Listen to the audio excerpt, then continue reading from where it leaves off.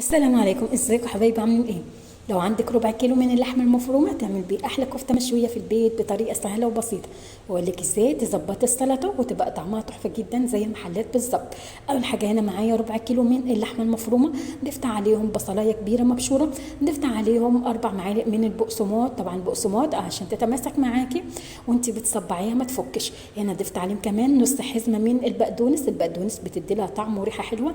وضفت عليهم هنا التوابل، تبلتها كده اهوت، وطبعا وسبتها 5 دقايق كده تتشمع، وبعد كده اهوت صبعتها. طبعا انت حابه ان انت تضيفي عليها اي اضافات تانية عشان تزودي الكميه براحتك خالص. بعد ما صبعتها حطيتها في الفرن مده 10 دقايق. كنت هنا مجهزه فحمايه حطيتها عليها وسبتها 5 دقايق كده اهوت بعد ما خرجتها من الفرن. يعني ربع كيلو بالظبط عمل لي 8 صوابع من الكفته المشويه. طبعا طريقه سهله وبسيطه واكل كده مضمون في البيت، بجد طعمه تحفه جدا جدا. وعجب الفيديو لحد هنا ما تنسيش يعمل لايك واشتراك، فضلا وليس امرا. السلام عليكم.